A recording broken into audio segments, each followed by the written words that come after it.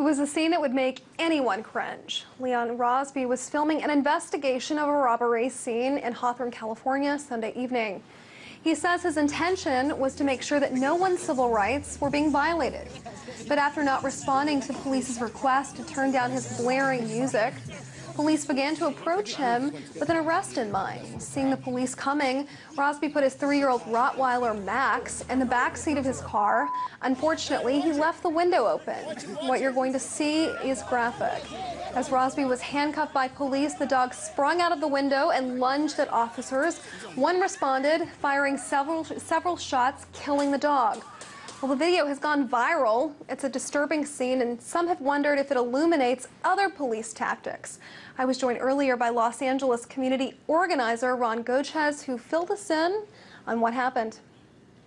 We have one of many incidents where we believe that the police department here in Southern California really overreacted to a situation where, a resident of that community in Hawthorne, California, was legally observing the police. He had his cell phone out. He was recording the police, making sure that they didn't do anything wrong. And when the police realized that he was recording them, that he was legally observing them, they came over in a very threatening manner. The man did not resist. He he completely complied with the police. They handcuffed him, but before he was handcuffed, he responsibly put his dog in his vehicle so that there would be no problem. Unfortunately, the dog did get out, and I think, the video speaks for itself. I think the police, shot the animal like many other animals and many other people here in Southern California. And that just shows, the brutality of the police departments that really have no regard for human or animal life. Mm-hmm.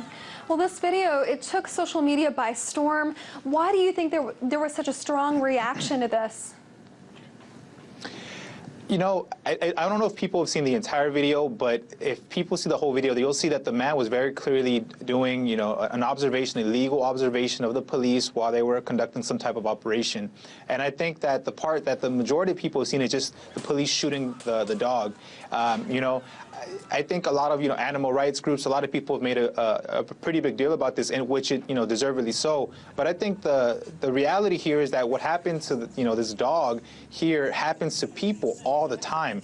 And I think that a lot of the people, have almost become desensitized to the fact that people get killed by the police almost on a daily basis. So when it happens to an animal and it was caught on video, I think a lot of people, it hit a nerve. But I think it's important to note that this is something that is not an isolated incident. In fact, I myself, the Los Angeles Police Department almost killed my dog one time. They maced him in our backyard with absolutely no need for it. So I just think it's, they feel that they can do whatever they want. Nothing's going to happen to them. And unfortunately, it takes a video of this nature, something like this, to happen for there to be attention to this type of situation. Mm-hmm. Well, we often hear, Ron, of cops shooting unarmed civilians, in public, but there seems to be a larger outcry here. This is an animal, and it was very unfortunate. But do you think that there's a, why do we care more, it seems like, about the animal than we do? Because this happens so often with people. Yeah, that's something that the people in my community on the streets are saying. They're saying, this happens all the time to blacks and Latinos, and it's not as big of a deal as when this Rottweiler got shot. Now, of course, we're outraged that this animal was killed. There's no doubt about that. But I think that, again, we have to use this incident to remind the community of the dehumanizing of the oppressive and repressive nature of police departments across this country.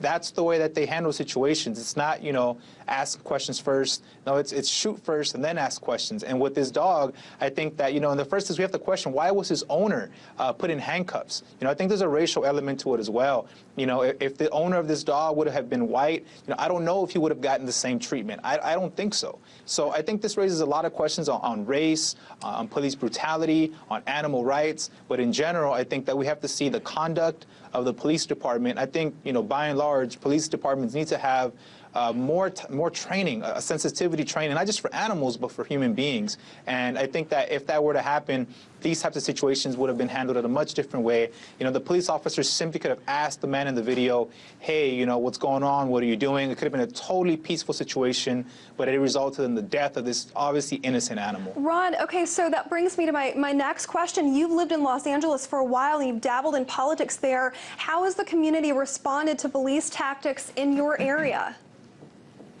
You know, I live in South Central Los Angeles. This is pretty internationally known for police brutality. You know, that's where Rodney King, the beating took place. The people in the streets, like I said, they've been saying, look, this happens all the time in our community. This just so happened to be caught on video, and it was an animal that got shot. But unfortunately, this is something that's not, it's not a rare occasion in Los Angeles for there to be a shooting. Now, this one didn't happen to be in the city of Los Angeles, but, you know, in the greater Los Angeles area. I think this just needs, we need to call on the police departments, you know, across the nation, because this obviously happens everywhere, to be retrained so that, you know, they take a more peaceful approach to solve situations that can be resolved. You know, the man in this video, he was not acting violently. He was not a threat at all. But here in Los Angeles, we always feel that, you know, whether it be racial profiling, things always lead to police brutality. And it's very unfortunate. And I think the only way things will stop is when there's actual consequences for the police department. And that's what people are saying on the streets. They're saying this cop will probably get in more trouble for gunning down a dog than the officers who kill people in broad daylight who are unarmed. This happens all the time. There's no justice. That's why these officers conduct themselves in this way. Okay, Ron, we have to leave it there. Really appreciate you weighing in. That was community organizer Ron Gochez. Thank you.